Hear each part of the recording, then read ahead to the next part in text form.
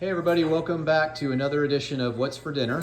It's a little after 4 o'clock on this beautiful Monday afternoon. How are you doing over there, hon? Fine. I just got back from the pool, so I'm great. Yeah, we took the day off today. Our roads are getting redone in our neighborhood, so we had to kind of keep an eye on that. So anyway, we're back now. It's been a few days, so we're excited to be back and do an episode tonight.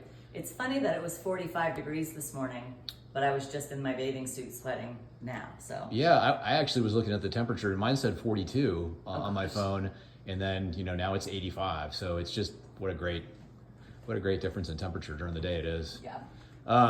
So just a reminder for everybody that nothing you hear should be considered as medical advice.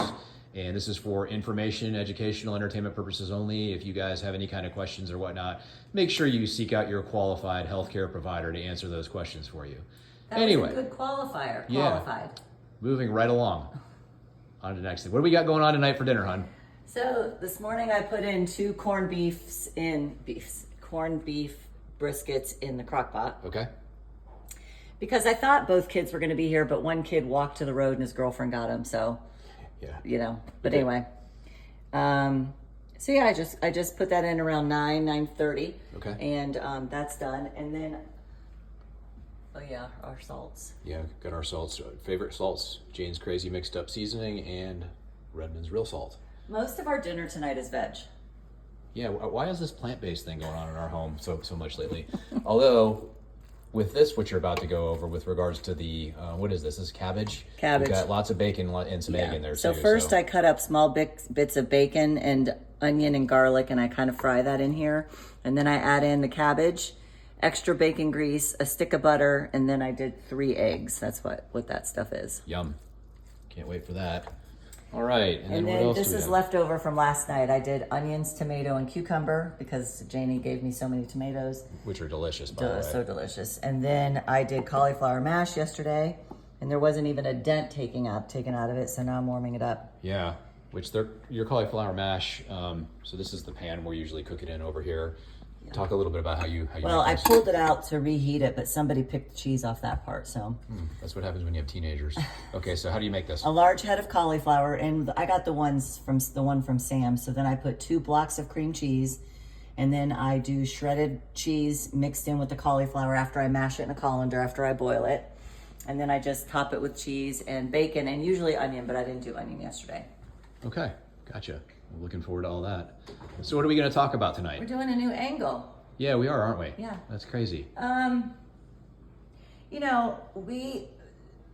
we say we eat ketovore, which is 90% carnivore plus coffee. And then like a night like tonight, when someone's giving me amazing garden vegetables, we have a little bit of vegetables, but we typically eat like we have diabetes. Type 1 or type 2 should be eating the same, which is low sugar to keep your sugars low.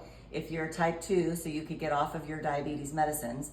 If you're type 1, so you can get down to the bare minimum of insulin. And you don't want a ton of insulin circulating, even if you're injecting it into you, because insulin activates the clotting cascade, which activates, potential for heart attack and stroke. That's why diabetics are at double and triple the risk for heart attack and stroke. So you don't want to be injecting yourself with 100 units of insulin, which some people are even more than that, a day. If you need a little basal rate, like 5 to 35 a day, great. But the way we eat and then we inject, that's not the way. You should eat and then see what you need to inject as a type 1. Yeah. So. We like to say in our little space, or talking amongst ourselves, with regards to insulin and injecting and whatnot, the common method for people that they're taught by their provider is to eat according to their insulin. Yeah. And we say you should adjust your insulin according to what you eat, the other way around. So they tell you to eat cake and ice cream and, all the candy and all the pastries and just cover yourself with insulin. Yeah. That's not a good way for health. And also insulin is, we should make note of the fact that insulin is also the hormone of hibernation. Yeah. So it's made for storing fat on your body. It's a fat storage hormone. Yeah, fat storage. The good thing about this, though, is our bodies are amazing, divinely created and designed, where we can also do the opposite. We can actually take fat out of storage and turn it into energy that we can use for exercise and for daily functions. And there's two ways our bodies can do that. We can utilize ketones that are floating around and circulating in our bloodstream, and or we can use a process called gluconeogenesis, where we pull fat out of storage. It goes to the liver and it's converted into glucose, the glucose you need for certain functions and activities like exercise for your brain. So it works both ways. That's the good news. And that's a preferred fuel for the brain and the heart. Yeah. Usually is ketones. And now there's some talking about exercise and let's talk about specifically sports and athletic competition. Now there's a great amount of evidence that's showing that being a carnivore or keto athlete is every bit as good, and in some of the studies actually better than carb adapted athletes. Yeah. So, the old consensus was, you had these, ultra marathoners and runners and sprinters and stuff, and they had to, pour those packets of goo in their mouth and constantly be replenishing their glycogen stores, which is just, sugar stored in your muscle that's used for fuel. Yeah. And they would be constantly trying to replenish those. But we're seeing now that if you're truly fat adapted, your body can effectively pull fat out of storage and utilize that for athletic performance, using those ketones and or that gluconeogenesis for when you need sugar. Remember carving up before your soccer game in high school or your football game in high school? You had to carve up? Yes, we used to go for football back at our hometown. Yep. We used to go to Capona's dugout and you just eat mounds of pasta. They would bring it out for the entire football team. Yep. Just mounds of pasta, and we would do that pre-game. Yep. And we should have known. Everybody was ready for a nap after that. You never knew why, but it was all that insulin and then the dump afterwards. So, Well, there was somebody that talked about, I feel like it was Anthony Chafee, about a guy who I feel like he's a type 1 diabetic, and he did 5 endurance runs in 5 days fasted. Yeah. So, when your trainer says you can't do that, okay, they say, not trainers specifically, but people, you'll die if you don't eat carbs. You can't exercise and gain muscle. All of that is fabrications to keep you addicted to the food you're addicted to. Patently false. Absolutely not. Yeah. If you're an athlete and you're doing great, on carbs or whatever, great. More power to you. Not telling you have to change. Right. But we can also say that there's a lot of professional, high-level athletes out there now who are doing strictly carnivore. NFL players, rugby players, ultra marathoners, Tour de France soccer players. You name it, they're out there. And there's 2 reasons we aren't hearing about it. Number one is animal-based is not very popular right now. Everybody's talking about vegan, plant-based, sustainable, save the planet kind of stuff, which is all a bunch of nonsense.